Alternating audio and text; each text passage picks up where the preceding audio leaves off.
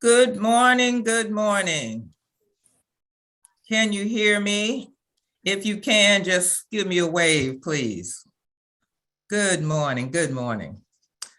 Just so you know, this session is being recorded.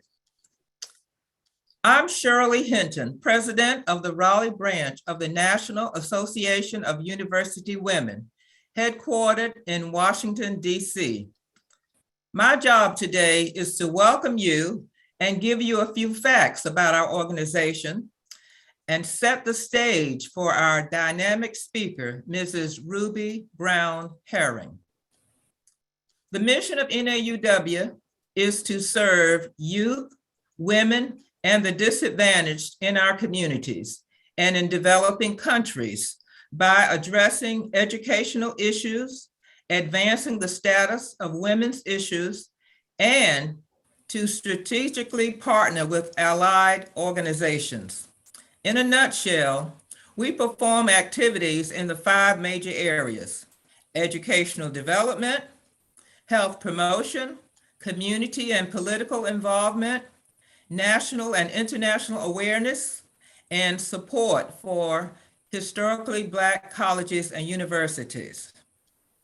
The Raleigh branch got started in the fall of 1962 when Mrs. Carrie H. Williams, a Raleigh school teacher, invited some friends to her home to share and discuss membership in an outstanding organization. This organization was then the National Association of College Women.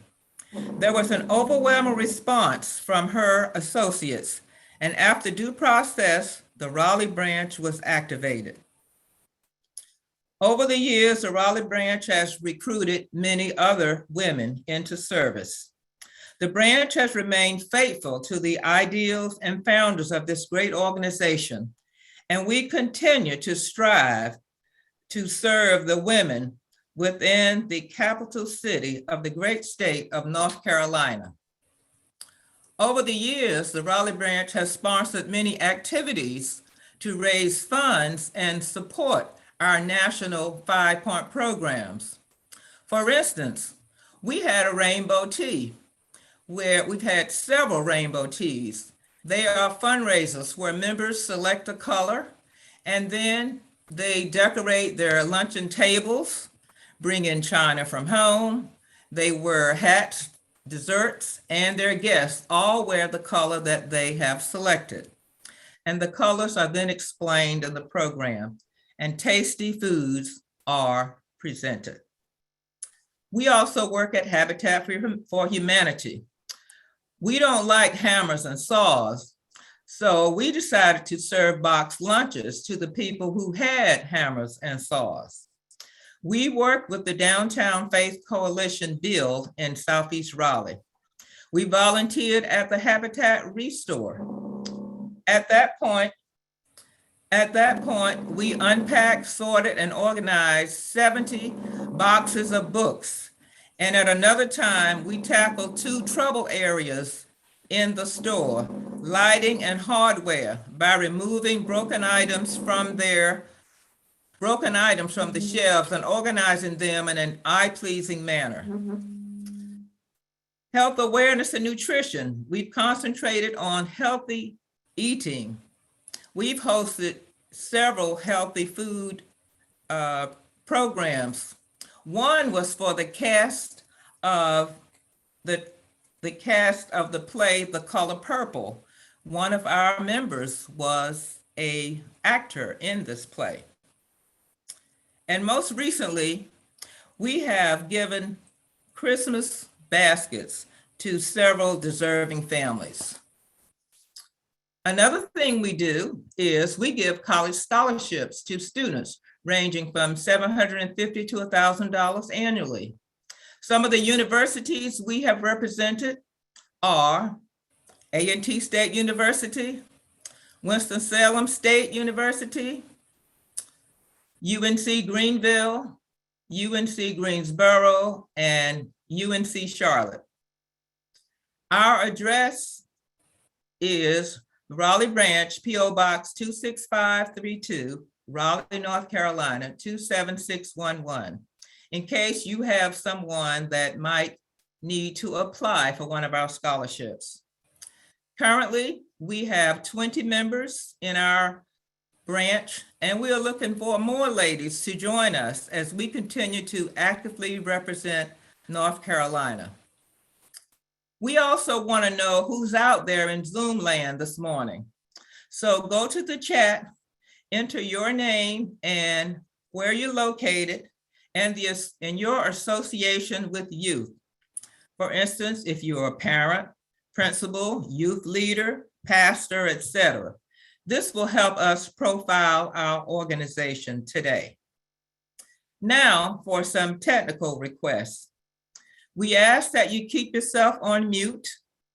We ask that you use the raise hand feature to be recognized to speak or to ask a question.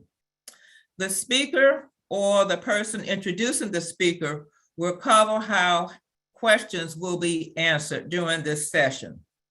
So please sit back, learn, and enjoy the upcoming session entitled A Guide for Supporting the Mental Well-Being of Our Youth. We recognize that the coronavirus has caused a paradigm shift in our lives, especially for our youth. We must learn how to help them survive in this different world. Today's speaker will definitely address this. Our member, Ms. Monia Lindsay, will introduce our guest speaker. Take it away, Monia. Thank you, Ms. Shirley. Good morning, everyone. Good morning. It is my pleasure to introduce to you Mrs. Ruby Brown Herring. Ms. Ruby is the president and principal consultant at RBH Wellness Solutions, where she assists businesses, government agencies, and nonprofits for creating strategies that support mental health at work and improves employee engagement and retention. Ms. Ruby holds a Bachelor of Social Work from UNC Wilmington and a Master of Education in Student Personnel Services from the University of South Carolina. She has over 20 years of experience in program management, adult and continuing in higher education. She's a collaborative leader, always looking to connect with organizations that need a subject matter expert on wellness to step in and build the foundation for a healthier workforce. She's also recognized as a state and national leader in corporate wellness and community mental health education.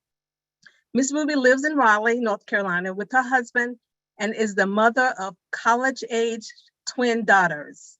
In her free time, she enjoys hanging out with her family and singing. Please join me in giving a virtual welcoming to Mrs. Ruby Brown Herring.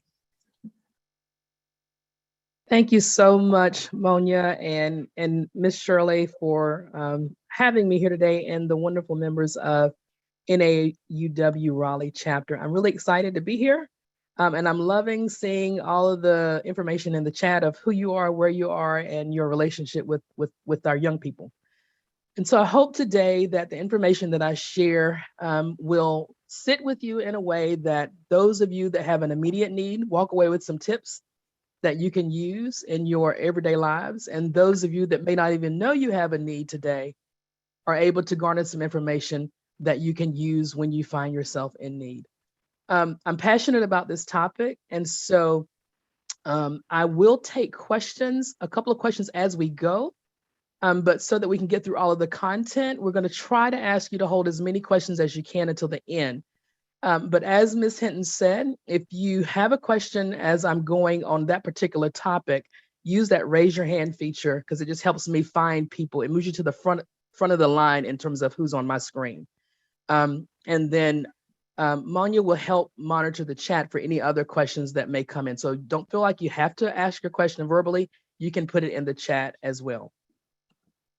All right, so let's see here.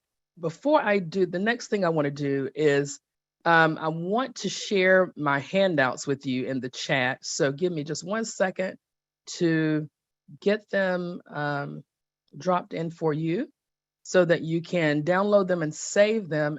And if you're on a device where you can't download them and save them, if you would just put your email address in the chat, I'll save the chat at the end, and then I'll email it to folks that have left me their email address. Okay. All right. All right. So if I could get just a quick thumbs up if you can see my screen. Fabulous. Thank you so much. All right. Let me just move things around on my monitor here. So as we talk today about supporting the well-being of our youth, I'm breaking it down into 3 areas. The first area is an overview of youth mental health, kind of setting the stage on what it is and how it impacts our children and what it looks like, right? Because I think one of the key things for understanding how to support them is understanding what it looks like, because oftentimes mental health challenges look very differently in young people than they do in us as adults. And then the second piece is going to be around substance use in young people. And then we'll wrap up that section with a discussion around suicide. And then we're going to, before we finish out the talk, we're going to put a face with mental illness, because I think it's important that you understand where folks are in various parts of their journey and what it looks like for a particular family. So that'll be some storytelling at the end.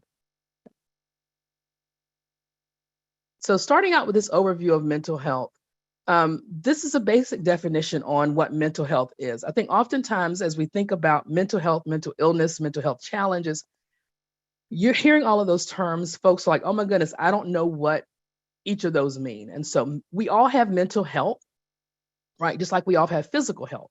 And so this definition really speaks to what mental health is as defined by the World Health Organization. And when we look at it, it's when we have the ability to realize what we're able to do.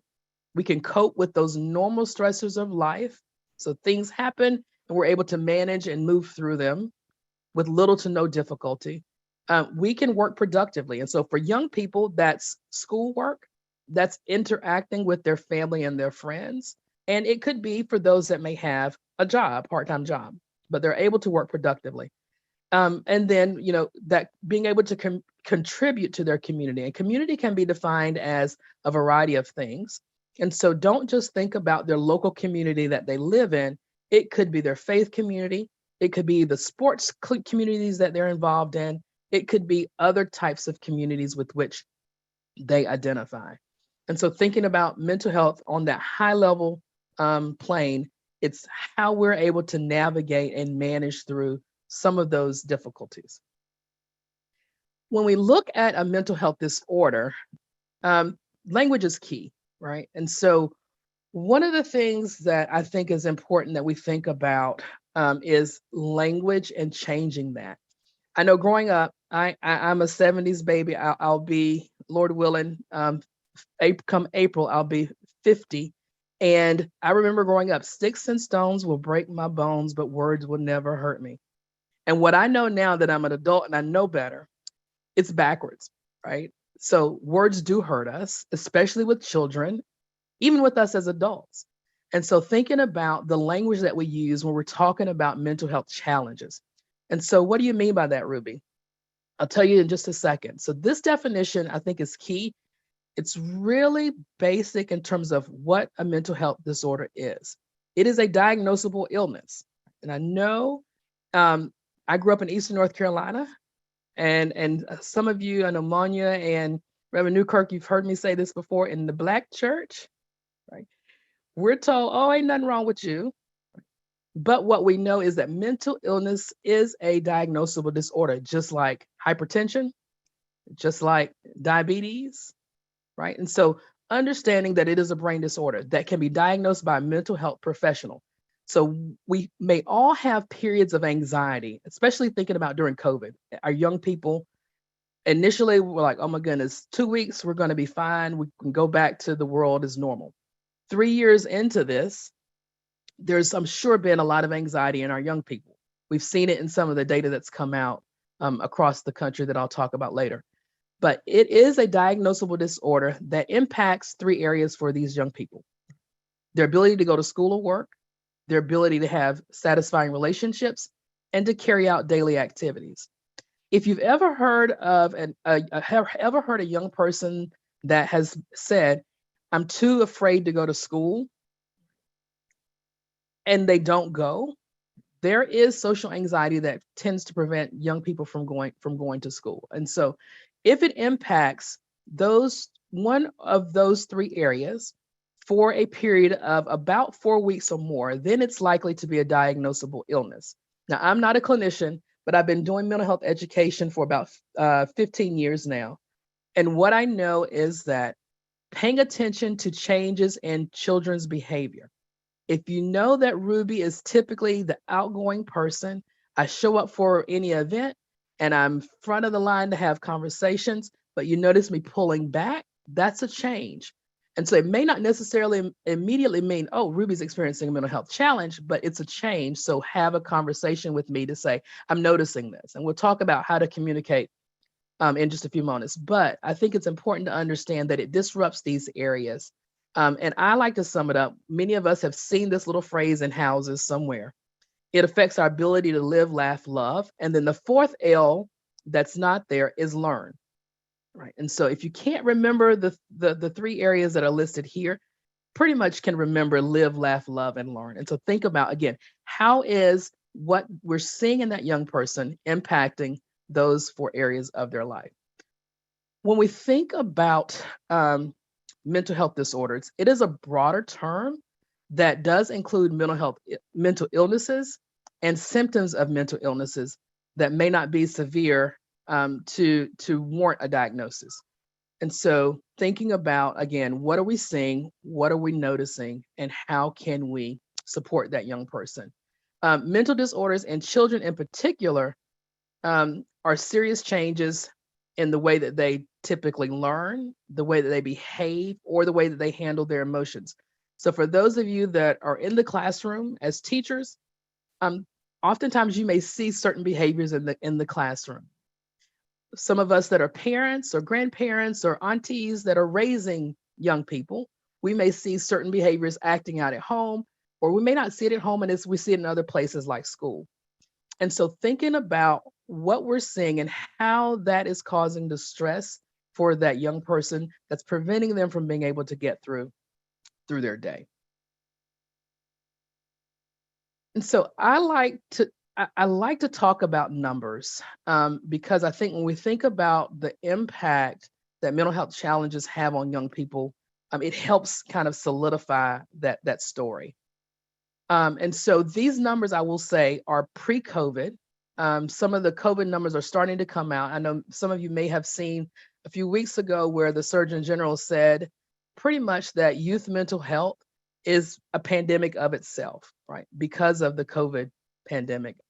But these numbers, I think, give us some context of what we were dealing with before COVID, which it really leans into why it's important that we're having this conversation today.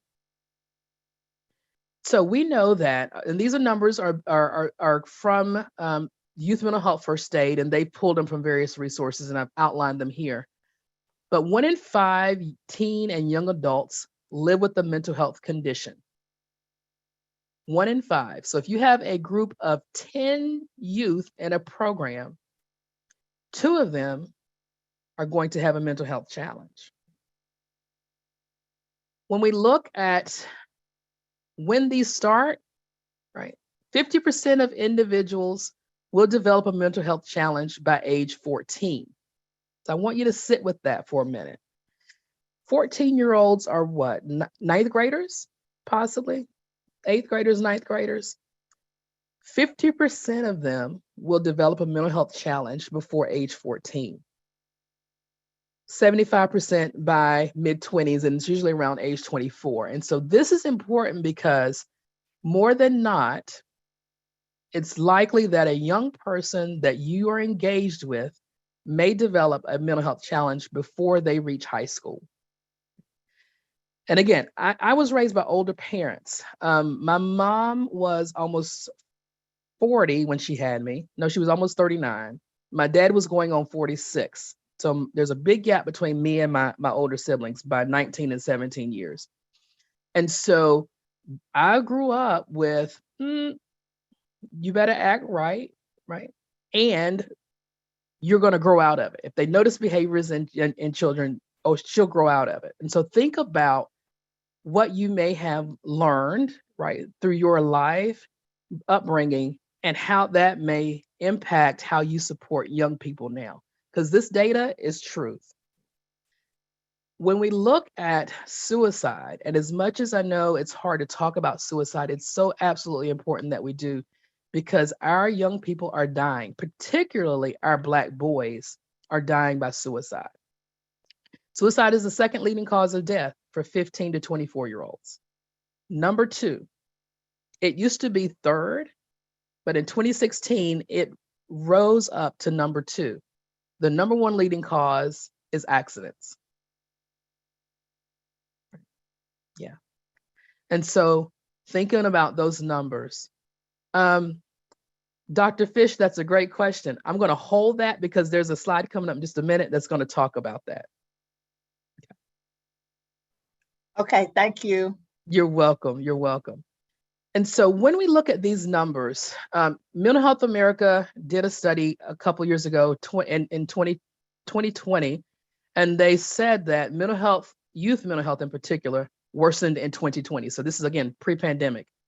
When they did their 2021 State of Mental Health in America report, a little under 10%, so 9.7% of the youth in the United States had major depression, compared to 9.2 in the previous year's report. So again, we started seeing that uptick at the beginning of 2020. And so these increases are why it's so important that you as individuals that support young people in whatever capacity that you do are aware of the signs and symptoms that that young person may be experiencing, as well as some of those warning signs of suicide. Okay. And so we're going to take a little bit of a dive from those national numbers that we just saw and look at North Carolina a little bit, just to give you some context. So this is still a national number, but I'm going to give you some North Carolina numbers in just a minute. So 64% of young people with major depression do not receive any mental health treatment. So think about that. If we have 1 in 5 or 50% by age 14 that may have a diagnosis, over half of those individuals are not getting any treatment.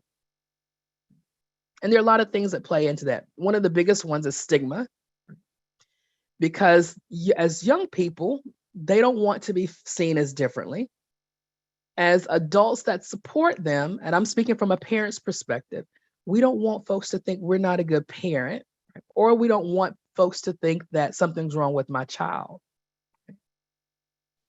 And so thinking about when we notice changes in our young people, it's important that we reach out for help from healthcare professionals, and we'll talk about that in a moment. But noticing those changes are critical, because the sooner that we recognize those changes and those signs and symptoms, and we can get them to help, it improves their ability to move into recovery. And so 64% don't receive any treatment. 5% of youth are reporting nationally of having a substance use problem. 5% of youth nationally.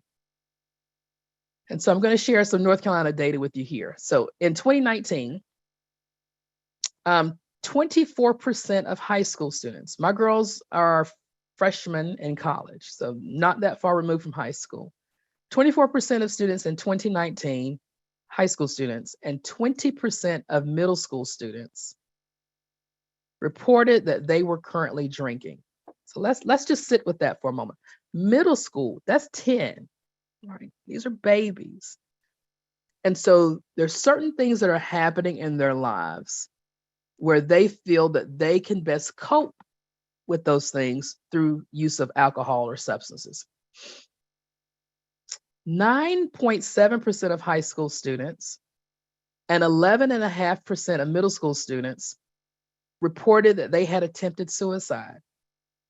These are, again, our 2019 numbers. So when you look at that 9.7% of high school students, that's just under 3 students in a class of 30. And for middle school, it's about 3.5 students in a class of 30. So that's a lot of kids that have attempted. This is not even thinking about it. That number is probably much higher. These are kids who have said, I have attempted to take my life because the things that I were dealing with were too much for me to bear. Or they felt like their family and their friends truly would be better off if they were not around.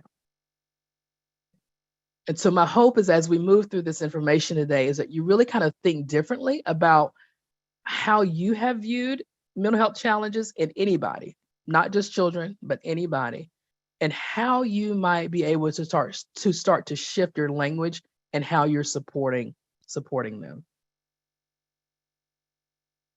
And so what do you think cause mental health disorders? If you will, in the chat, just drop in, what do you think some of the causes are of mental health disorders that we're seeing in young people?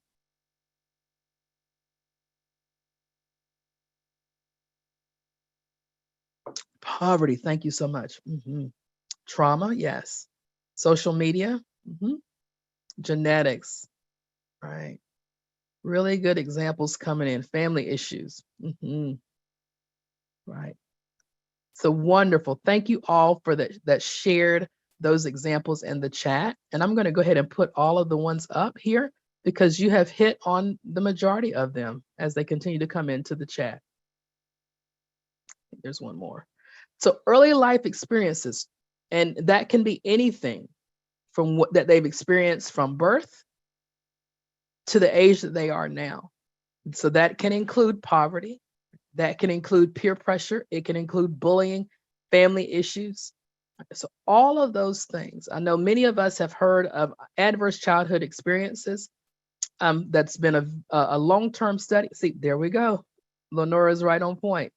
And so that has been an ongoing study for several years, but has gotten a lot of attention in the last five to 10 years, I think, just in terms of the data that's been released. And it's showing that individuals, even us as adults, that have had adverse childhood experiences, certain number of adverse childhood experiences, it increases our likelihood of developing a mental health challenge. So young people that we're supporting right now, they grow up. And so it's important that we are able to recognize the challenges and the risk factors that they have so that we can support and connect them with the appropriate professional help to help reduce that impact that it has on their lives. When we think about trauma and stress, genetics is another huge one. And you can put in the chat a yes, or you can raise your virtual hand. But how many of you can speak for generations of what your diabetes, high blood pressure, and cancer looks like in your family? How many generations, right? We can all rattle off. We go to the doctor. Grandma had this, granddaddy had that, right? How many of us, and you don't have to raise your hand for this part, but how many of us can go and say to the doctor, I know this number of people have had mental health challenges in my family, right? And so just think about that. It's important that we know our family history with mental health challenges. For instance, depression, individuals that have heart conditions. So my daughter that I'll talk about later today, at 2.5 was diagnosed with a slightly enlarged heart and minimal mitral valve leakage. Had I known then that heart conditions put you at an increased risk for developing depression, parenting would have looked a lot differently for us when she was elementary age, preschool and elementary age. But I didn't know what I didn't know. If you have an individual in your family history that has had bipolar disorder or schizophrenia, that is a genetic disorder. Those are two disorders that have been linked to genetics. And so that's why it's important that we know our family history. I know, again, growing up with old school parents, we don't talk about it.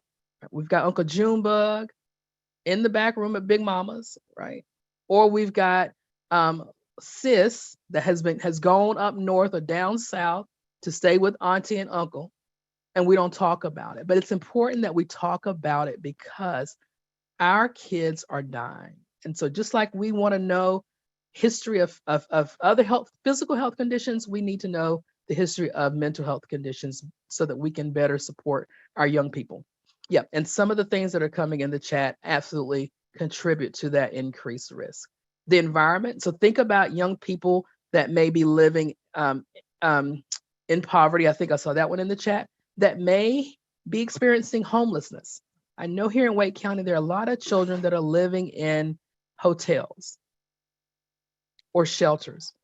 And so thinking about that environment, thinking about youth that are exposed to domestic violence situations in the home. So all of those types of environmental influences impact their likelihood of developing a mental health challenge and substance overuse as well, that we'll talk about later today. So when we look at adolescent development, I want you to think about it in 4 broad areas.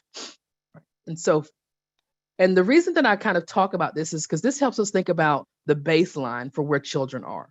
What is the typical? So social, emotional, mental, and physical are the 4 categories that we can classify adolescent development under. And so it's important to understand, because just as we just saw, right, mental health disorders often develop between the years of 12 and 18. And so thinking about this. So when we look at social changes, the youth are preparing for independence and adulthood. They're engaging more with their friends than with their family. And that's okay, because parents and family aren't cool at this adolescent stage. So they're hanging out with friends. And they're asking themselves, who am I? Who do I want to be? And so thinking about that. So when we look at emotional changes, those emotions can be more intense, and those mood shifts can come a lot quicker.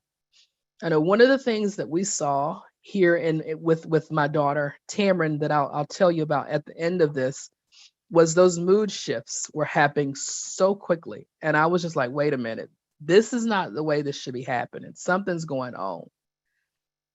And so instead of saying, okay, she's going to grow out of it, because there was a point where I was there, but then when I saw the patterns happening, because remember initially I said those patterns are happening for 4 weeks or more. When we started to see that more, I was like, something is definitely going on here. That led me to have a conversation with her pediatrician. So there are increased risk-taking behaviors and those poor decision-making things that we may be seeing. When we look at mental changes, this is when we're looking at changes in how they think about themselves, how they think about others and the world. They often start to use logic and reason and how they're making their decisions. They become, I know the young people, especially this day and age, they are super passionate about social justice issues. And so these are some of the typical things that we see happening in young people in adolescent development.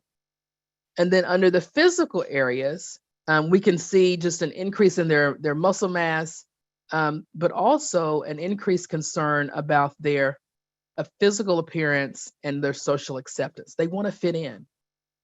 And when that body starts to change and they're looking differently than their peers, they start to feel like they don't fit in. And so these are the 4 areas when we think about adolescent development and the changes that we may typically see.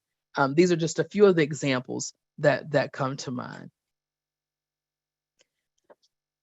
So now that we've kind of set the ground and you have the understanding of what mental health is, what mental health disorders are, and what some of that data is, I want you to just take a moment and think about any young person in your life that you have noticed some changes in. And I love this particular graphic because I think it speaks to so many of the things that many of us have experienced. So you've got the red bubble that says anger, but I want you to replace that anger with any outward facing behavior that you notice in a young person. And so oftentimes what happens when we notice this outward facing behavior that is typically negative, we're like, wait a minute, no, what's wrong with you? Right. And again, I'm speaking from my own experience and things that I've said to my own kids. And so we really start to address the behavior, because wait a minute, no, you're not going to talk to me this way. You're not going to do this. You're going to respect, which is okay, right? Children need our guidance, but just instead of just that guidance or that discipline, think about what's causing that child to act out, right? So these are some of those underlying behaviors that may be driving the forward-facing negative behavior. It may be depression. It could be rejection. It could be that they're frustrated with something. They may be overwhelmed.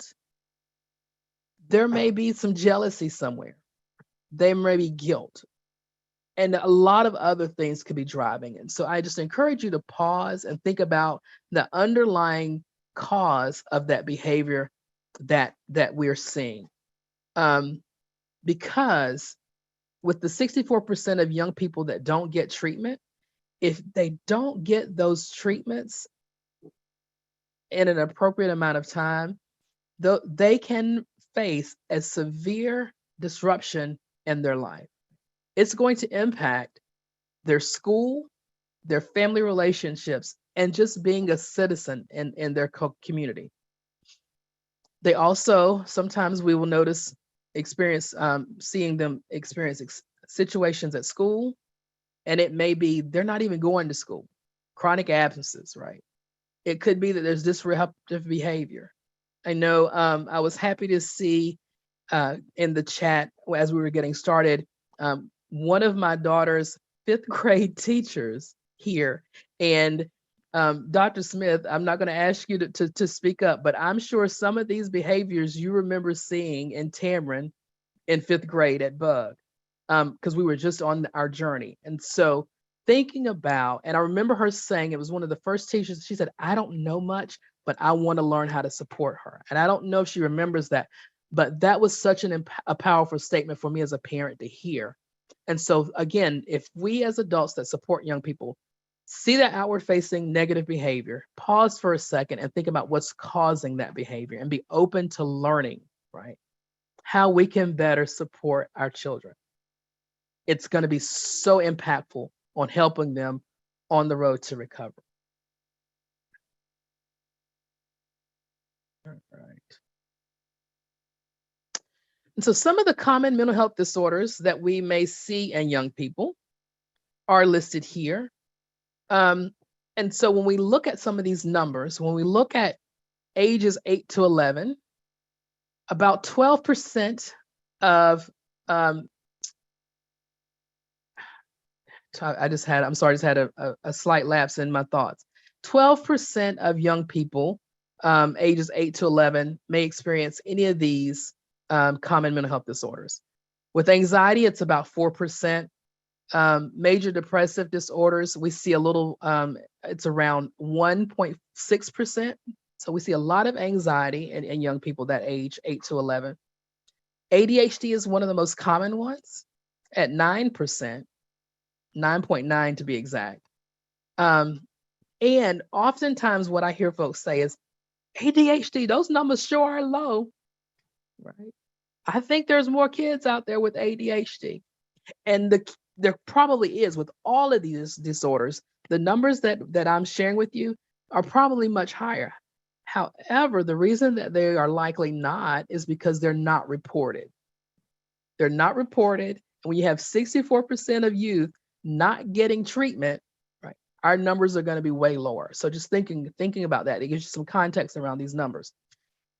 But also, ADHD is probably one of the most overused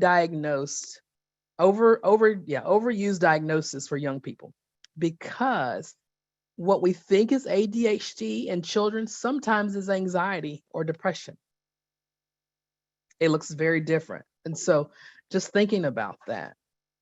Eating disorders, we have a little less than 1% of young people experiencing eating disorders in that age group. And then about 1.5% of young people with substance use disorders. When we look at ages 13 to 18, overall, the category goes up. we're looking at about 22% of young people experiencing any of these mental health disorders. Anxiety goes up to about 8%. Depression is about 8.5%. ADHD actually trends down a little bit to 4.2%, but typically it's because they've gotten an adequate diagnosis. Eating disorders increase in 12 to 18-year-olds, 13 to 18-year-olds. It increases to 2.5%, almost 3%, 2.7. And then we see a huge jump in substance use disorders between 13 and 18, jumping to 10.2%. Okay.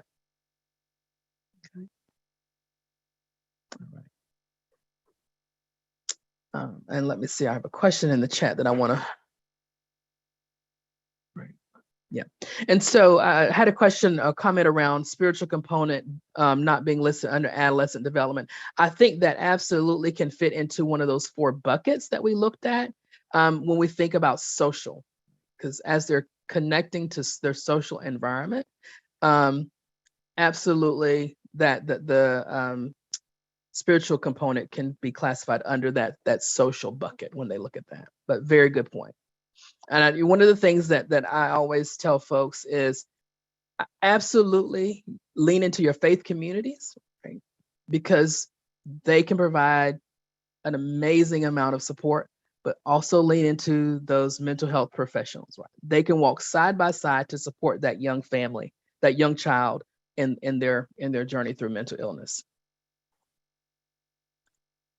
So some of the common signs and symptoms I want to talk about here. And again, kind of 4 buckets.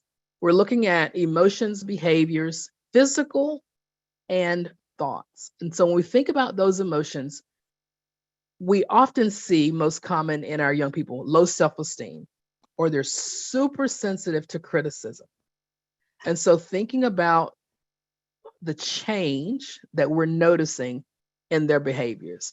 If you have a young person that seems to have excessive guilt, they're constantly worrying, they're feeling bad about things all of the time. Again, checking in with them, and we'll talk about some of the questions to ask around that. With behaviors, there's some examples listed here. So it may be withdrawing from others. It may be that they are showing distress in a variety of ways. And one example of showing distress could be that they are engaging in self-injurious behaviors. And so some examples of self-injurious behaviors could be cutting. It could be picking their skin. It could be excessive exercising. So when I mean excessive exercising, I'm talking about an hour or more of exercise 7 days a week, sometimes more than once a day. There are young people that show their distress through that excessive exercise. And when we look at physical, it could be some of the things listed here. So think about the racing heart, thinking about, I know one of the things we see, especially in elementary school kids and even some middle and high school kids, when it's test time, my stomach hurts. I don't feel good. I don't want to go to school. And I know growing up, my mom was like, you going, right? And so pause again to think about, is this Ruby's typical, or is there something that's really bothering her that's making her not want to go to school? And so just that pause that allowing yourself to really think about, okay, what's driving the behavior that I'm seeing can make a huge world of difference with young people. And then some of those thought changes that we see there, the difficulty concentrating, the delusions or hallucinations. And when we think about delusions, those are thought changes, right? And so an example of a delusion could be a young person thinking that they are a superhero, or they think that they are a certain sports athlete, and they truly believe that's who they are. This is not just saying, oh, I'm like Michael Jordan, I can play ball like Michael Jordan. That's not a delusion. The delusion is that they truly believe that they are Michael Jordan, and there's nothing that you can do to convince them otherwise. When we think about hallucinations, those are impacting their senses. So they may be hearing voices, they may be seeing things, they may be smelling things that we don't see. So I've done hearing, I've done sight, I've done smell. There may be taste, or they may be feeling things. So it impacts the five senses. There are situations, and it's rare, it's usually with a severe mental illness, where we have young people that experience delusions and hallucinations at the same time. However, there's always a but, right? I often tell folks to make sure that families are having conversations with their healthcare professionals first, because sometimes it could be a medical condition that's causing some of these changes. So if you notice some of these changes that we're talking about here, these signs and symptoms, don't immediately go, oh my goodness, I remember that Ruby lady talked about, this is a sign and symptom, I think this is happening. If you're not a clinician, you can't make that diagnosis, right? But what you can do is say, I've noticed this change, and you connect with your pediatrician or your primary care physician, whomever that person is, or if they have a therapist, connect with that healthcare professional, tell them all of the signs and symptoms and changes that you're noticing in that child, so that they then can make the clinical determination as to what may be going on. One of the things I learned as my first job out of undergraduate was a social worker in a nursing home. And I remember one of the first things the nursing director said, okay, if you hear this particular person talking about childhood, mama, siblings that have passed, and so essentially she was experiencing hallucinations, she's like, let us know, because it doesn't necessarily mean she's having a moment of psychosis. It could mean old people, and at this point, I'm almost 50. Old people, if they don't use the bathroom on a regular basis, they start to hallucinate. And so that's why it's key to make sure that they're checking with healthcare professionals to rule out any physical health problems first. Mental health and physical health walk side by side, because your brain controls the rest of your body.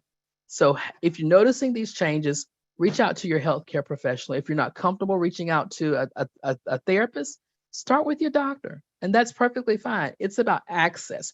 Who's the easiest person for you to get in touch with to start finding out what's going on? And oftentimes that is pediatricians or primary care physicians.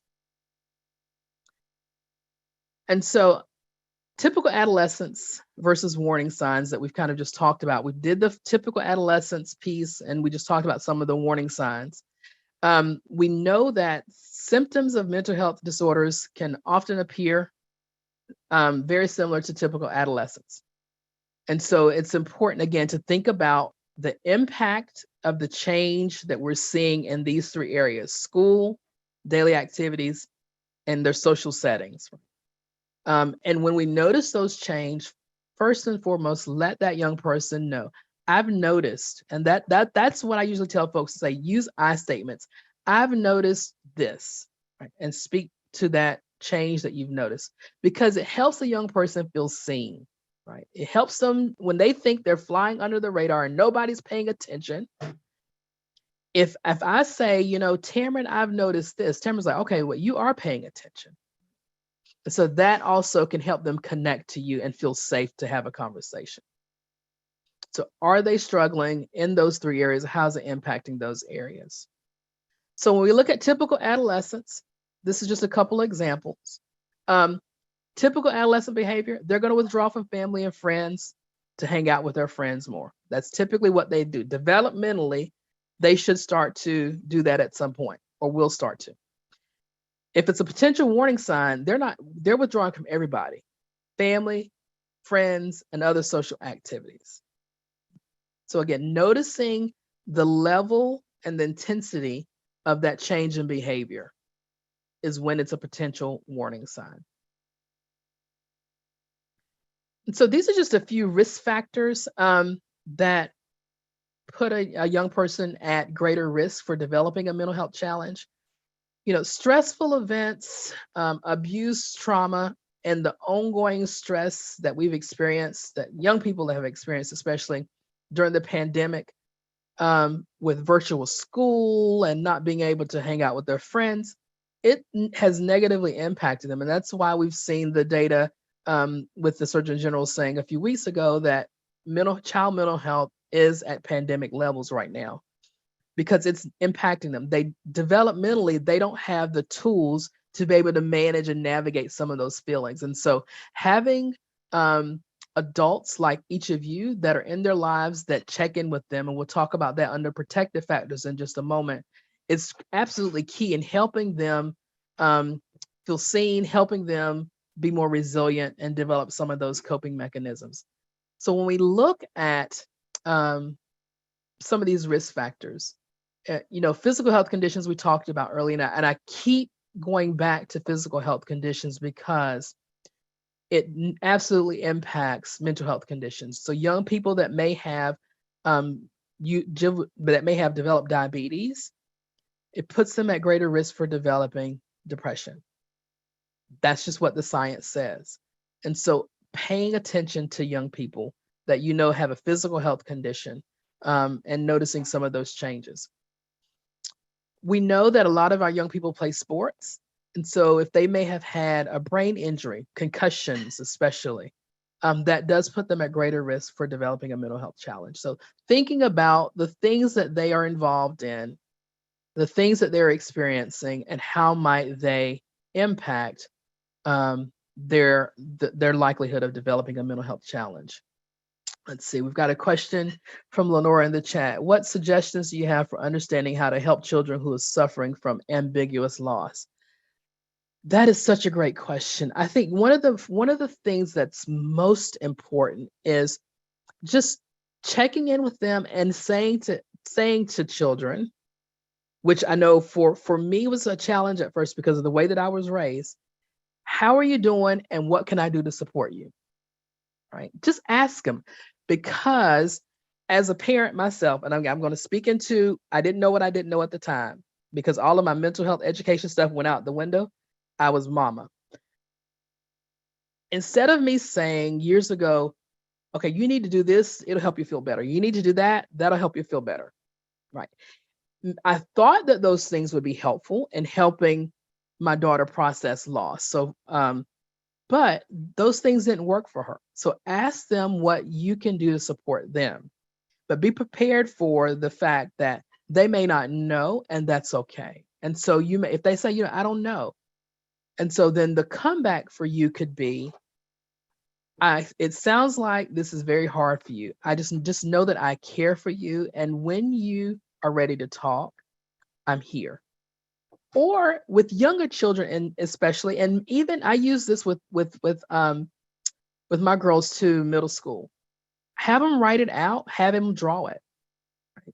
Elementary school, the school counselor for one of my girls in 3rd grade, right after my mom passed, she couldn't share her feelings verbally. She couldn't put her feelings into words. So the school counselor had her draw it out.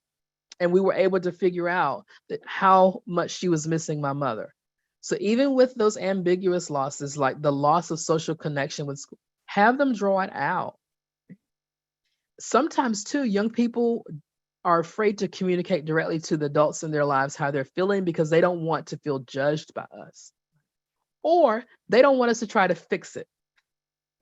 So having them jot down their thoughts, if they want to share it with you, absolutely let them do that. Sometimes them just jotting it down and keeping it to themselves helps them process what's happening. And so asking them what works for them is key.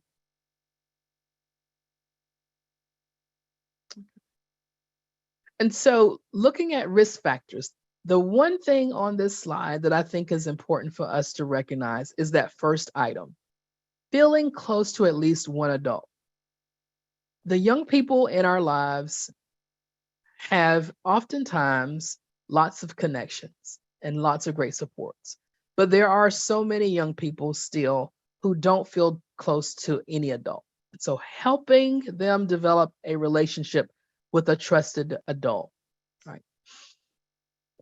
That good support system. And the last one here on the left, those coping mechanisms are key. Again, oftentimes as adults that are supporting young people, if children come to us with a concern, an issue, we go immediately into, I got to fix it mode, right? Because I'm now this wonderful adult of whatever number of years and I have life experiences and I know how to handle it. Well, my experiences as a 19-year-old are totally different than my daughter's experiences as 19-year-olds now. And so instead of, and it's been a challenge for me, but I'm so grateful through my own parent therapy, I have been able to pull back and allow them to problem solve themselves. Because at some point, mama's not going to be there. And so we want them to have those coping mechanisms and problem solving skills. And so if a young person comes to you with a concern and they share it, one of the first things you might want to consider asking is, what do you need from me to help manage this situation? And it does two things. It prevents you from going into, I got to fix it mode. And it allows the young person to start to develop those problem solving skills of their own, helps them start to figure it out so that if something happens on a weekend and you're not around, they have been there before where they can say, okay, I need to stop and think about this and I can manage it this way. And so helping them develop those coping mechanisms and problem solving skills are so critical. The clear expectations of behavior is another one. But again, thinking about how you can be clear on your expectations without sounding so punitive, right? Again, young people are now in places where they think so differently than many of us do. And so the moment that we say, okay, this is what you got to do, this is what you're going to do, they're going to shut down, right? And so, yes, be clear with your expectations of behavior, but don't do so in a punitive way because you want to be able to keep those lines of communication open with them over time. So how to reach out. One of the best ways to support a young person, as I mentioned earlier, is just simply asking. Ask how they're doing and listen. I want to ask this question, and I'm going to stop sharing my screen for just a second so that I can see the majority of the screen. And you can, again, raise your own hand, or you can raise your virtual hand or use one of the reaction buttons. How many of you are comfortable with silence? If a young person comes to you and starts to talk, how many of you are comfortable with silence? I see a few hands. Yeah.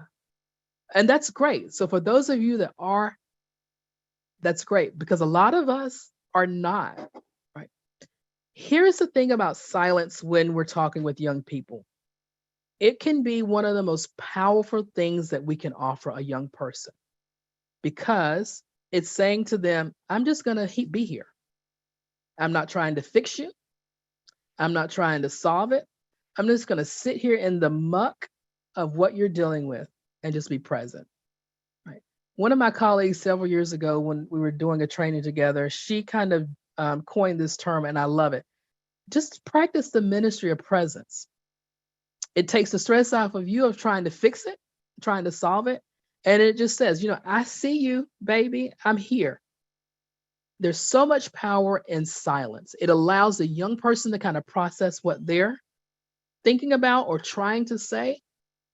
But also by you just sitting with them and being present and being quiet also helps them just feel seen, and it gives them so much hope. Because sometimes as helpers, we feel like, I got to be saying something, I got to be doing something to be helpful.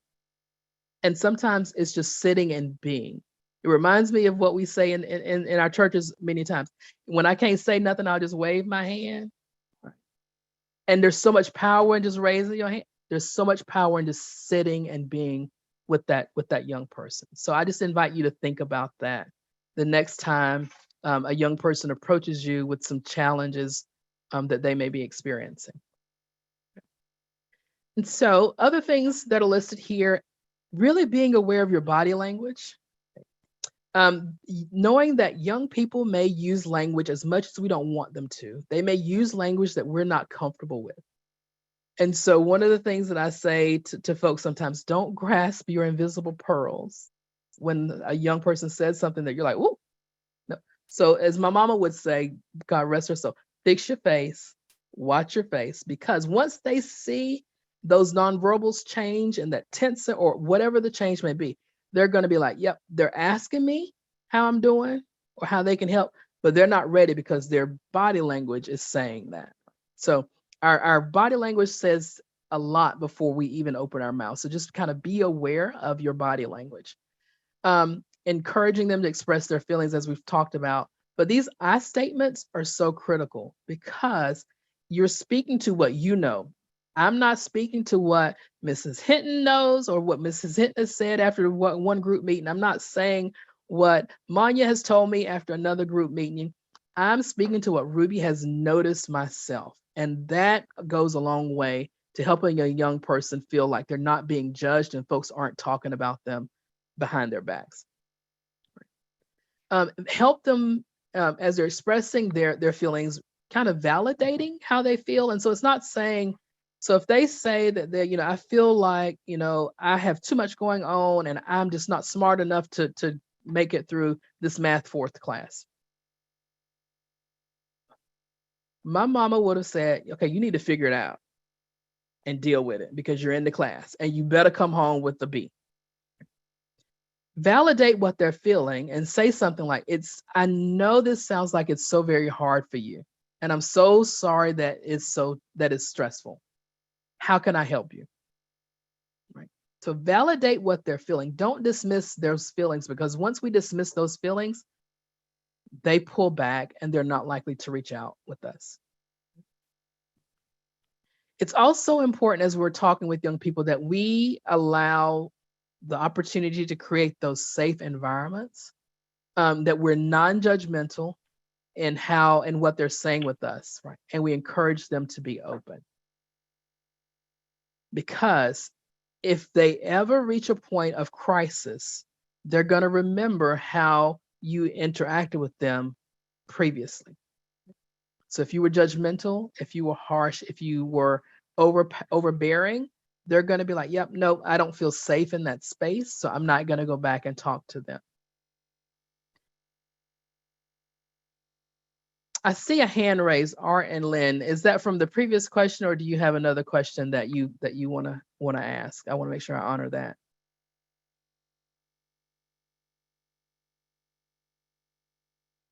Okay, it may be from the previous raising of hand. Previous. Okay. No, previous. Okay, thank you. All right, so other things to do in terms of reaching out, open-ended questions. So instead of saying, how was school today? Or did you have a good day at school? That's a yes, no question. We're not going to get much. So maybe, how was school today? But you still may get, it was okay. It was all right. And so one of the things that I started doing with my kids was, what was one thing that you learned in school today? Just trying to connect with how their day was.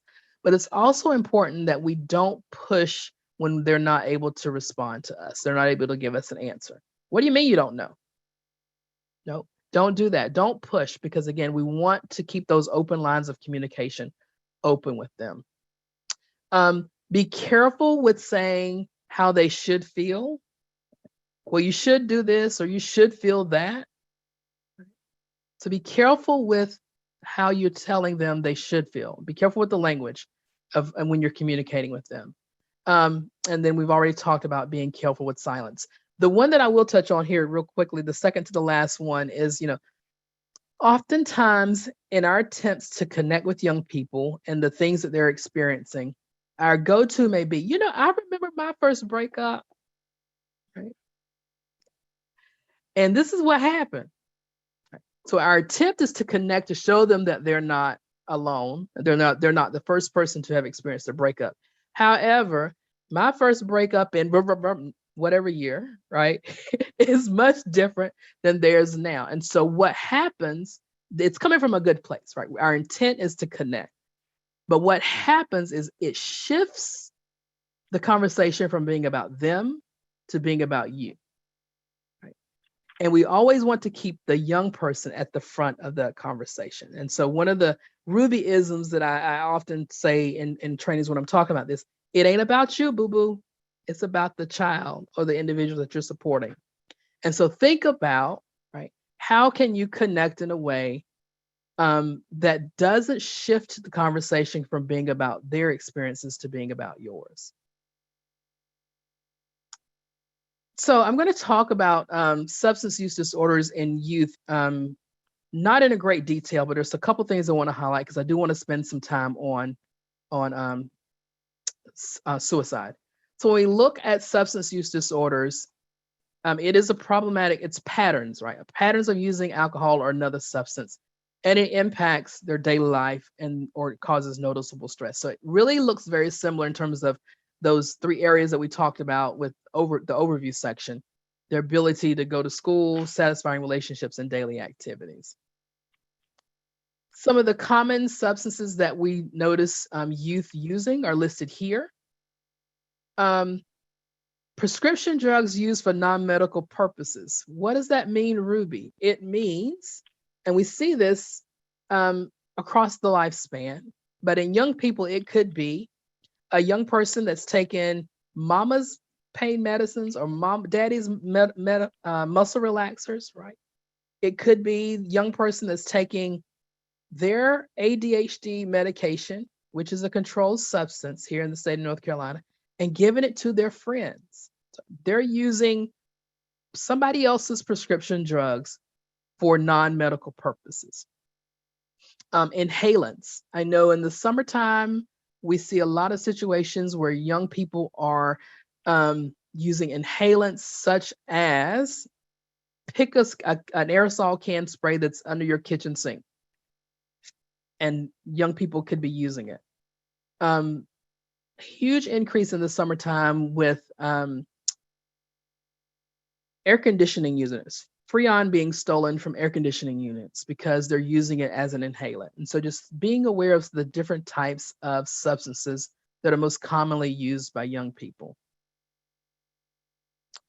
What might you see looks very similar to some of the things we saw with mental health challenges, using substances before or during school. I know one of the things that my kids talked about in high school before they graduated last year, they remember a situation of a student at the end of the day during dismissal around the corner of the school smoking crack. My kids just graduated May 2021. So students are still using hard substances like cocaine and crack. Right? And so these are things that we may notice. We may notice some of the risky behaviors. We may notice that they're getting into legal trouble. And so those behaviors that we're seeing, thinking about what's causing those behaviors, I'm bringing you back to that particular slide. Some of the risk factors for substance use disorders are very similar to what we saw with mental health challenges. We do know that if there's a family history of addiction or another mental health disorder, it does increase the likelihood of them developing a substance use disorder as well. Do I believe vaping leads to substance abuse? I do. My personal opinion is yes, because even though vaping is marketed as non-addictive, the data research shows that there are chemicals in those vials, excuse me, that can lead to addiction. And so I do think that youth can become addicted to vaping. And once they start to lose, once their need, for lack of a better word at the moment, isn't being met by that substance, they could potentially turn to another substance. And so it kind of goes into, are there other factors? Is there previous usage of a substance that could put them at greater risk for developing a substance use disorder? Protective factors in substance use look the same.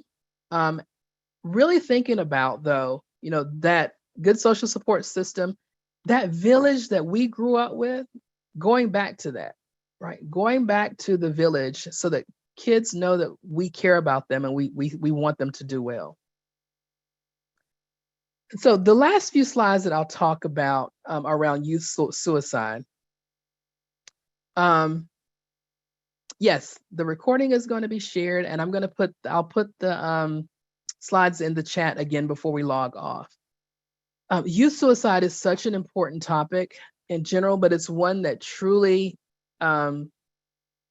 is important to me because of our family's journey. And that's the story I'm going to tell after I talk through a couple of these slides. As I mentioned, our young people are dying, particularly our Black boys. And so some things to think about when going back to language. Language makes all of the difference in talking about mental health challenges, substance use challenges, and suicide. And so we've got 3 definitions here. Looking at suicide, it's death that's caused by self-directed, dangerous behavior with the intent to die.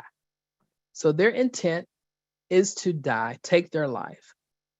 When we look at suicide attempt, it is self-directed or self-inflicted behavior, but it's non-fatal. Right? We see suicidal ideations, and so they're thinking about, considering, or planning a suicide.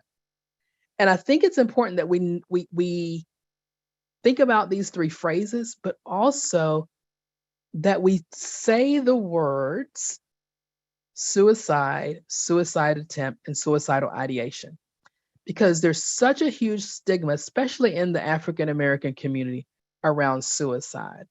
And the face that we're going to put on the journey to mental illness in just a few moments is my family's journey through mental illness, but also our journey with suicidal ideations. You don't know what a young person is going through, but let me be one of the first people to say to you today is that our children truly believe that the world, their family, and their friends would be better off without them. And so for a young person to feel that way, I want you to think about how much hurt and sadness that they are experiencing. And so anything that we can do to open up those lines of communication with them so that they feel supported and they feel loved and knowing that their life is worth it, that's what we as adults need to think about doing. Right? Yeah. And Tony's mentioned in the chat, fentanyl use increased with our use. Absolutely. Anything that adults are using, we're seeing young people using as well because the access it's so great. And so one of the biggest myths around suicide is if I ask a person, or a young person in this case, if they're thinking about killing themselves, I'm going to put it in their head. I'm here to tell you today, you will not put that thought in that young person's head. If they are thinking about killing themselves, it's there. Nobody can ask them about it in a way that gives them the idea. And again, I'll kind of talk about that at the end with my family's journey. So if you feel that you've noticed some of the warning signs that we're going to look at in just a few moments, ask that young person the question. So some of the facts, we know that suicidal thoughts and behaviors are common. We know that there are differences in ethnic groups. And so as I mentioned, particularly in the Black community, we're seeing an increase in deaths by suicide and by gender. So when we put everybody in the world in a pot together, the highest number in terms of deaths by suicide is older white men. When we break it down by ethnicity, Black males, particularly teenage males, is where we're seeing the increase here. Okay. And so thinking again about those numbers.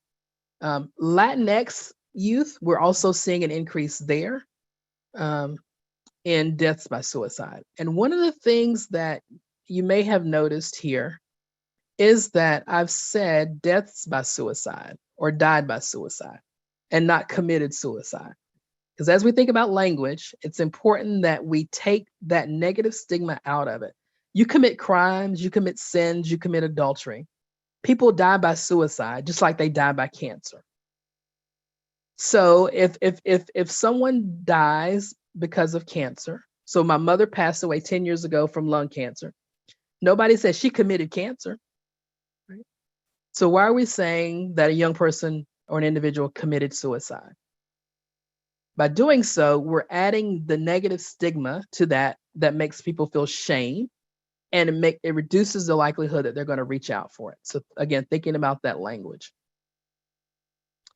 One other area that I want to talk about too, when we think about the numbers, nearly half of young people, so students, about 47.5% that identify as LGBTQIA have attempted suicide. 43.4% of students who identify as transgender have seriously considered suicide. And so while I know that everybody has their thoughts and opinions, I'm just asking you to understand that youth that identify with those two communities are almost 50% more likely to take their lives, oftentimes because of the disconnect and the shame that they feel because of how they identify. And so again, our children are dying. If we can prevent that, let's try to do everything that we can to do so. Some of the signs and symptoms that we may notice in individuals that are thinking about suicide are listed here. One of the things that I will say for us that showed up was here, frequently upset. That's one of the major signs that we saw with my daughter. Once we found out that she was considering it, we found a journal that I'll share in our story where she had been writing and talking about it. And so know that it's going to look different from young person to young person, but we can ask the question and reach out to them, and they're likely to talk to us. Because oftentimes what young people are feeling when they are thinking about suicide, they're overwhelmed, they're stressed, and they want to do anything to get rid of those feelings. And so, as I mentioned earlier, they sometimes feel that they're a burden to their family and to their friends. They may say things like, I'm a failure, I'm no good, or everybody would be better off if I weren't here. I can't take this anymore. Well, being dead is better than having to feel this bad. And so pay attention to what the young people in your lives are saying. So how to talk to a young person that's suicidal looks very similar to what we've talked about previously. I think one of the things that I can speak to here, the highlight, would be this one. State that the thoughts of suicide are common. Tell them, it's common for folks to have suicide, because we know the numbers. 1 in 5 adults have mental health challenges. 1 in 5 young people have mental health challenges. We know that it's the second leading cause of death between 15 and 24. So it's common, because oftentimes young people feel like they're alone. But follow it up with, you do not have to act upon those thoughts. And most importantly, ask the question. It's hard. It's scary. I've had to ask both of my children and my husband the question. And the first time was hard. The third or fourth time was just as hard. But it's important that we ask the question so that we can let them know we're noticing and we're concerned about them.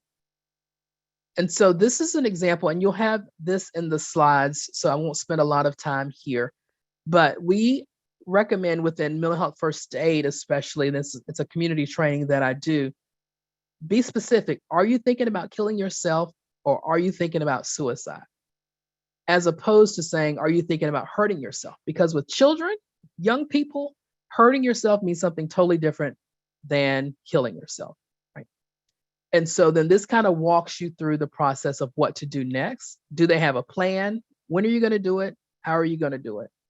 Right? Do you have the things to kill yourself? And so you're trying to assess their plan, right? So if they have a plan, they've said, yes, I've thought about when I'm going to do it. No, I don't have a plan. If they say, no, I don't have a plan, or no, I haven't thought about it, it doesn't mean, oh, thank goodness you're good. It means you still need to reach out to the suicide prevention hotline, right? And I'm going to put that number in the chat. I think I've got it right. Let me make sure. 888-800-278. 2355. So that is a suicide prevention hotline. In later 2022 or early 2023, that's going to change to 988. If you ask the question, if you're scared to ask the question, use this number and call the suicide prevention hotline and let a trained clinician ask the question. I'd rather them be assessed by a clinician than not asking the question at all if I'm afraid to ask. You can also text the word help to 741-741. You can give this text number and the phone number to young people. My children don't like to talk on the phone, not even to me.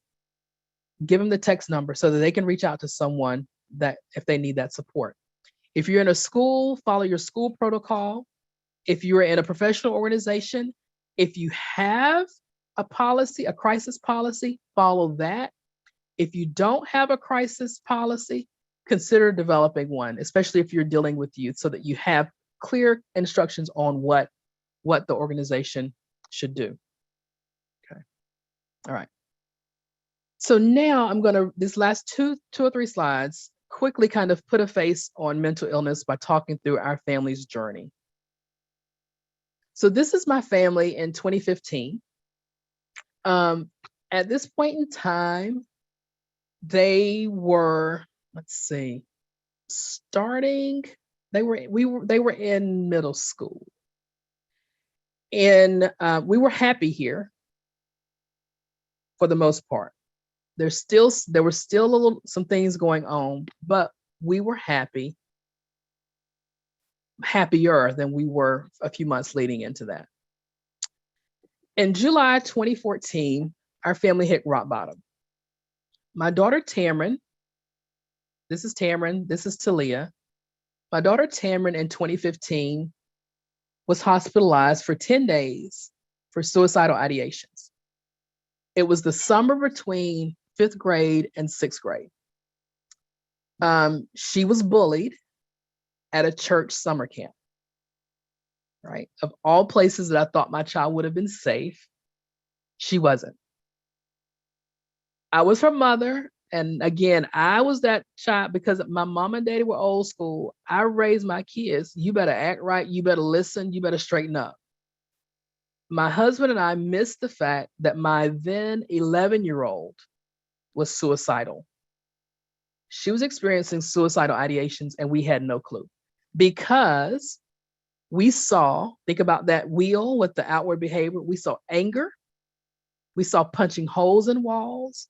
We saw her fighting with her mama and daddy like she was a grown woman, right?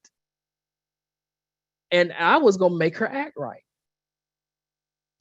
July 2014, she had been in counseling for anxiety and depression because my mother had passed in 2011 and she was really close to my mother. So we had connected her to a therapist. One morning, she was getting ready for summer camp and we're arguing. And I'm like, what is wrong with you? And my child throws a black notebook at me and says, this is what's wrong. And I'm going to tell you, that was the most frightening experience in my life because my child had been keeping a journal for months with writings that said, I have a black heart. Don't love anyone because they will leave you. And I'm stupid, I'm fat, I'm ugly. But the one picture that literally weakened me at my knees was a picture of her laying on the floor with the knife beside her in a pool of blood. And I said to her, wait, Tamara, what's this? Because I stopped the whole, what's wrong with you at that point. I said, what's this? And she said, that's me. And I got myself together enough to say, okay, were you going to kill yourself? And she said, 11 years old. Yes. I was going to go into the kitchen in the middle of the night, grab a knife and kill myself. I immediately got on the phone with our therapist and I said, here's the situation. And she was in Clayton and she said, bring her in. And so we got her twin, got Talia to camp. We took Tamara to the counselor, and I knew what was coming. The counselor did her assessment, and she looked at me and my husband. She said, "You know what's next?" And I started crying. I was like, "I know, but it's my baby." One of the hardest decisions that I made as a parent, my husband and I made as parents, was to send our daughter, who was one of the most loving, caring children that we had ever met, but in a lot of pain at that time, and we totally missed it, to inpatient treatment for suicidal ideations. I felt shame. I felt alone. I didn't want to talk to family members about it because I know my family, great Christian folks, would say, "You just need to pray about it." But I knew I needed to pray, but I also needed therapy and treatment for my child, right? Because my child could have been gone from this earth and we would have not seen it coming. So one of the things I will say to you as we think about the information shared today, don't be afraid to ask the question, because oftentimes, and what studies have shown for individuals that are considering suicide, they want somebody to ask them if they're thinking about killing themselves, because they're afraid to say it themselves because they think we're going to judge them. And so if you think you notice signs and symptoms of any of the stuff that we've talked about today, reach out to that young person. Ask them, are they okay?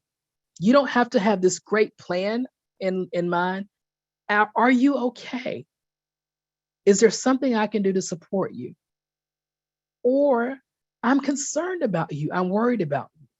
Because we oftentimes as adults get so caught up on that outward behavior and wanting to make children do right and discipline them that we end up causing more harm than good. So my daughter spent 10 days between 5th grade and 6th grade inpatient at Holly Hill Hospital. The first 2 days she couldn't see her twin because you have to have a doctor's order for a child under the age of 17 to visit. The second night that she was there, my husband, myself, and her sister went to visit. I sat back because I had seen her the night before. And that was the first time, that was July 22nd, 2014. That was the first time that I could see how truly hurt and sick my child was. All of those things that I thought were her being just a difficult preteen, a difficult child, a stubborn child, hard-headed child, were her sickness. It was her anxiety. It was her depression. She was hurting and I missed it. And so I share this story with her permission and my family's permission because we know that life could have been different for this family. We could be a family of 3 right now. But the lessons that we've learned has led to my passion around this topic, and sharing our story helps others know that you're not alone, that hope is possible, and there can be recovery. 2015, this is part of a blog that she participated in with a friend of mine. These holes are holes in her wall that she kicked in there one year around Halloween because she wasn't ready when I said we were leaving to go to a trunk or treat event, right? She got mad, and for the first time, I said, if you're not ready by this time, I'm leaving. And I left. And I remember hearing her bedroom window is just to the right of her here, and my car is parked outside of that bedroom window. I remember hearing her screaming and kicking the walls. And this is what we came back. But I left because I was like, I'm going to stick to what I said I'm going to do. So this was my child, again, not even a year out of having spent time as an inpatient in an inpatient unit. This is these are pictures of the journal. And here's where some of the writing, she says, why don't I just give up? Why doesn't everyone give up? This would make my family happier. And this that she's pointing to is the bloody knife. So she thought at the age of 11 that taking her life would make us feel better. Love is weakness. Don't ever love anyone. You can only depend on yourself. She's 11. This is a picture of her. She's got a black hole right here in the front of her shirt, and it says, "My heart is a black hole. I am fat." And so a lot of self-esteem issues that were going on, a lot of them were because of things that had been said to her during that camp. And to the question asked in the chat, I just got a private message. Did my twin daughter know what was going on with your daughter who was ill? She knew that something was different, right? She would say when Tamron and I would be arguing, or Tamron and her dad would be arguing, Tamron, just do what they said. So she could tell that there was something going on, but she couldn't put it into words, what it was. Right. And so this is her sitting at our front door with "Don't Leave Me" on her hands, because again, she felt like we were going to leave her. And one quick example, we had said, I remember this situation in my attempt as a parent to get my child to act right. I remember saying to her one day, if you don't start acting right, I'm going to put you in the car. Because, this whole scared straight stuff that we used to believe wholeheartedly in, it doesn't work. Those are words that stick with children. I said to her, if you don't act right, I'm going to put you in the car and we're going to go down to Wake County Human Services. And they're going to have to take you somewhere because you can't stay here. Right. Again, I did what I thought was best as a mama, not as a mental health educator. That mental health education stuff was gone. And I remember getting into my car at that time, going down to Wake County Human Services after hours and just sitting in the parking lot with her. Like, this is where we are. What I found out later, because clearly that didn't work. She didn't act right. It didn't scare her. What I found out later, and when I say later, I mean like 2019, 2020. My child says to me, do you remember this? And I was like, yeah. When I said to her that I was going to take her to Wake County Human Services and have them find somewhere for her to go stay, she held that for several years as my mama, daddy didn't want me. So when I say to you that the phrase "sticks and stones may break my bones, or words will never hurt me" are backwards, it is so backwards, because my child carried those words for years. But through therapy, through prayer, and I mean therapy for her, myself, and my husband, and her sister, we found recovery. So our road to recovery has been bumpy. This is her first job interview at Barnes & Noble's back in 2019. This is that following summer at a friend's Sweet 17 party. I took this from Talia's Snapchat or Instagram, actually, where they made it through graduation. And so one of the things I will say, if you have a child that's experiencing mental health challenges and they have siblings, don't forget the sibling. We didn't forget Talia, but we thought she was managing okay. And we were so hyper-focused on Tamron that Talia started to feel like we didn't care about her. And so that's why it's important that everyone in the family unit receives some type of therapy. The siblings, the parents, because if the child is going through therapy, they're coming back home and we're going to undo all the stuff that the therapist has helped them work through. Right? So I am a proponent for family and parent therapy. I finally graduated from parent therapy last August. 2021, we started in 2011. 10 years. 10 years of parent therapy to help us along this road to recovery. These two young ladies right here that you see went to an early college high school in Wake Forest. We're looking at Tamron as the senior class president of her graduating class. So the child who wanted to leave this world was the senior class president. Her twin sister, who said, Tamron, just do right, and felt alone during the midst of our journey, was senior class vice president, right? So we know that hope is there. We know that recovery is possible. We're still on this journey. It gets bumpy. Tamron went away to college at Guilford College in August. Here we are moving in. We're smiling. But let me just tell you, since August, it's crept back up on us. Social anxiety has had her fearful at times for going into the student union to where she has to go to lunch or check her mailbox, right? It creeps up. So it's always there. The difference now is that she recognizes when it starts to creep up, and she knows and has those coping mechanisms to help manage that. Talia lives with ADHD and anxiety, and that at times is very crippling, her anxiety. This is her last October. She's in the culinary in the pastry and baking art, the baking and pastry arts program at Wake Tech. She won an award as in one of the American Culinary Federation's competitions for her cake decorating class. This is the cake that she decorated. Again, recovery looks different from person to person. It doesn't mean that the illness goes away, because it's always there. It's part of who they are. But through therapy, through prayer, young people can be resilient. They can find recovery. And this is us going to see the latest Marvel movie back in December. So days are good. There are days that are bad, but know that there is hope and that recovery is possible.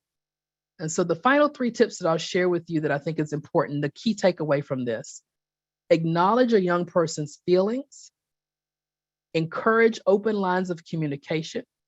And one of those subcategories under this open line of communication, they don't necessarily have to talk to you, but they have to talk to somebody. So I've said to my girls, I don't care if you don't talk to me. I'd love for you to be able to. And I think we have that relationship where they feel comfortable. However, I want you to find somebody that you trust and that can support you on that journey, right? So stop making it be about me as a mama. It ain't about me, right? It ain't about your boo-boo. It's about them and their needs. So open lines of communication, but helping them identify who their people are that they want to talk to. And then focus on the positives and be present. Our positives are both of my girls are amazing young women who just had an amazing first semester at college. The one that wanted to leave this world had her first semester away from home. They both survived being separated for the first time ever in their lives for long term. Tamron finished with a 4.0 at Guilford College, made Dean's List, was just invited to the honors program. And Talia is an aspiring pastry chef who does amazing work and finished just under a 3.0 at Wake Tech for her first semester. So we're focusing on those positives right now because we want to celebrate those, because we know the challenges that we had to get there, So last picture, this is us this past fall. It looks a lot like the one that we had initially in May 2015. We're still smiling, but there's not quite as much hurt still hovering around under the smiles that we see here, because we are today in a very good place. And so with that, I will say to each of you, I hope that the information that I have shared has been helpful, that you, through my family's journey, understand that you're not alone in this. And there is hope. There's hope. Days are going to be bad, but there are ways to get through it with the appropriate professional help and spiritual help that you have. And the last page has my contact information, and I will make sure I put the handouts in the chat so that you can have those as well. And I'm going to stop sharing my screen and turn it over to Manya in case she got any questions that I may have missed in the chat, or if there are others that folks want to raise their hand and ask, feel free to do so. But thank you for spending your Saturday morning with me. And you could have been outside playing in that pretty fluffy snow. So Ruby, thank you so much for such a powerful presentation and powerful testimony. We thank you for joining us and just sharing with us and giving us a lot as youth leaders and youth influencers to think about and different approaches at such a time as this. I do not see any more questions in the chat. But if anyone has any questions, I guess now is a very good time to pause and entertain those.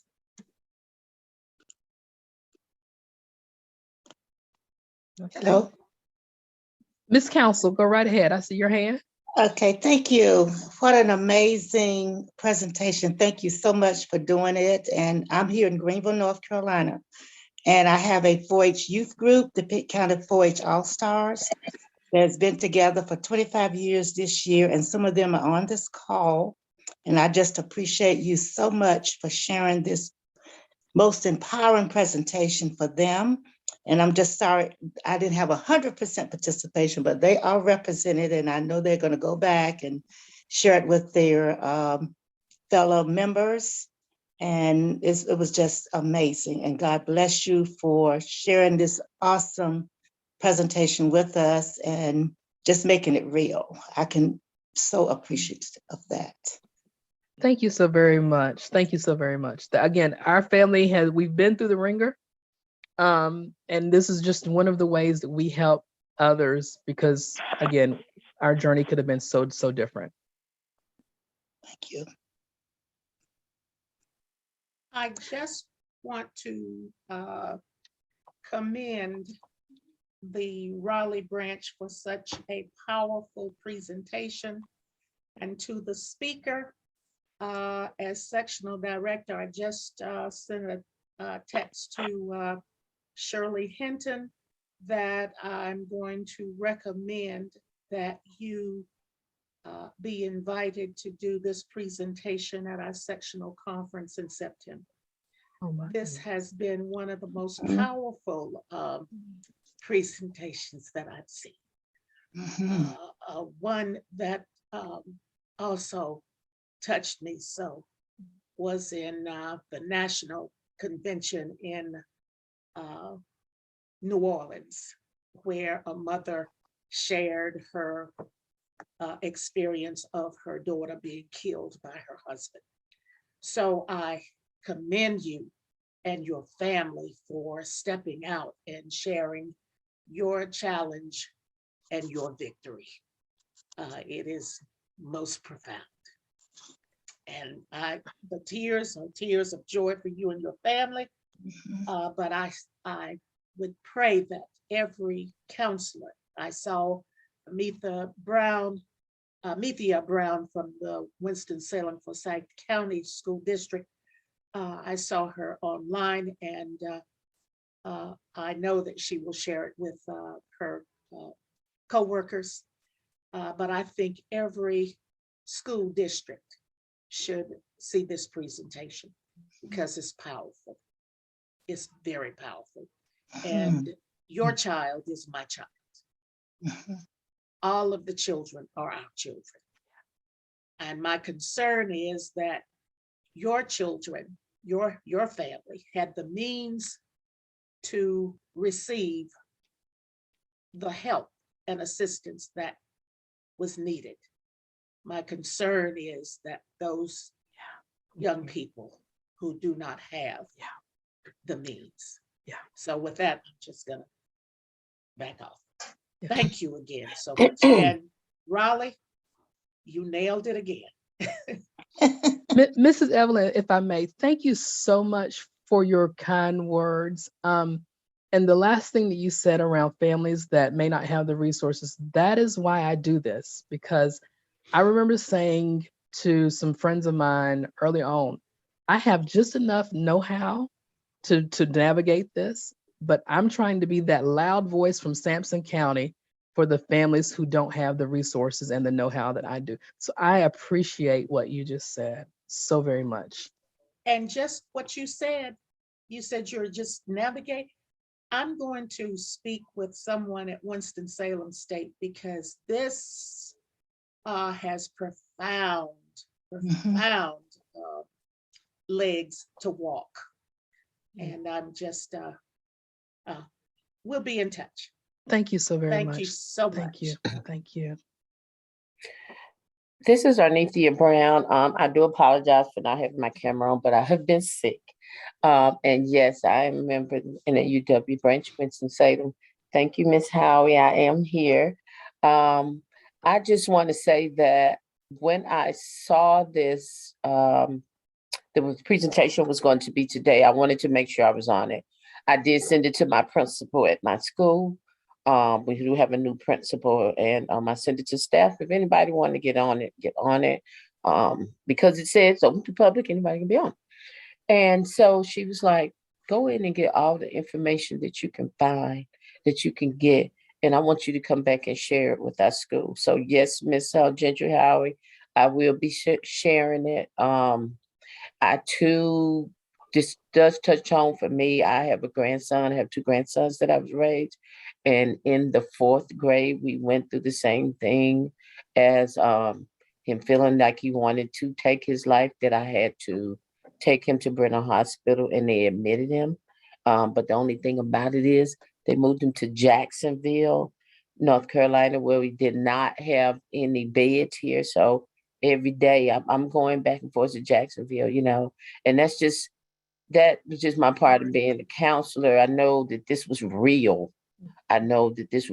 And say for like my husband, he's like, are you serious? This is, it kind of brought a lot of tension between us because I'm thinking, okay, hey, I know my profession. I know what I'm doing. This is real. How dare you question this, And so it brought a lot of tension there. But then too, again, look at what some of the things you were saying. And I said, look, I got to get you some help. I can't do this. And I'm a counselor. I Right. can't do this. Yeah.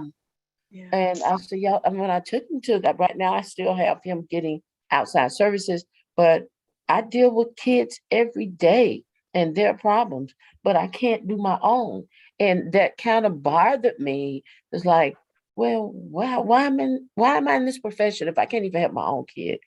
But that was just a little quick, short story, but where I am in this whole situation, I do thank you because it helped me too to see that I still need help while I'm helping others, including my own. And I will please make sure that I get a copy of that handout because I'm going to share it with my school.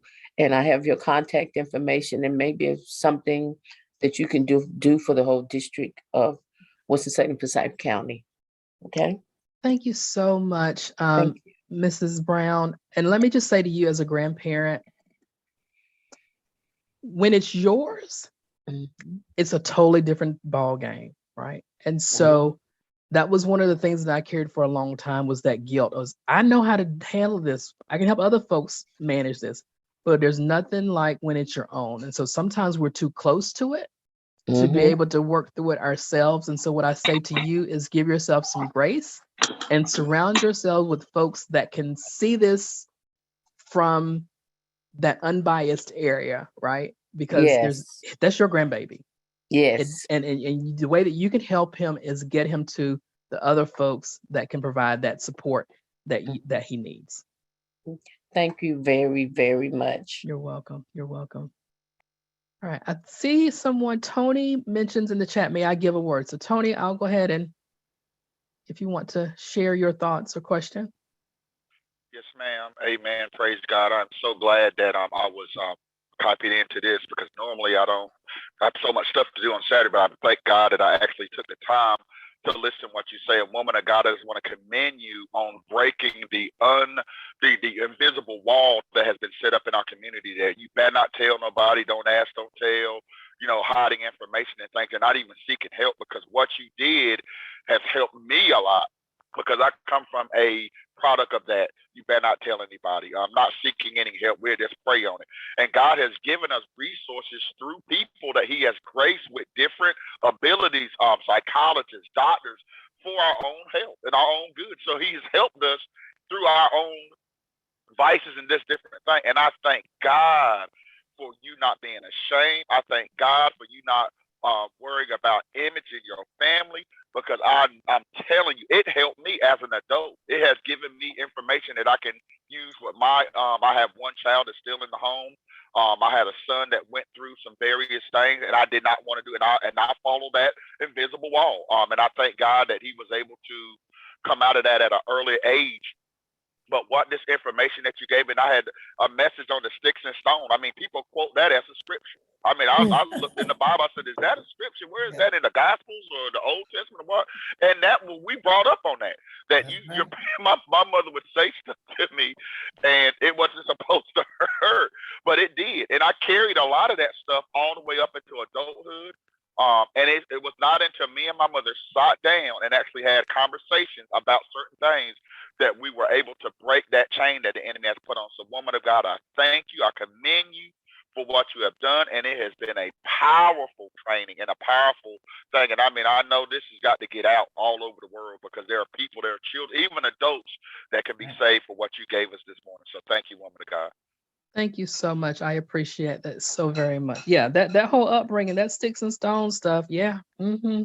That's about like the Tooth Fairy and Santa Claus. You know, it ain't. Yeah. So thank you so much. I appreciate that. Are there any other comments before we close? If not, I want to thank you, Mrs. Brown Herring, for an outstanding, informative, and motivating presentation. We Thank now you. know what to look for and what to do to help our youth that are in our spheres. I'm asking those in the audience today to put something in the chat to let us know your feelings about this session this morning.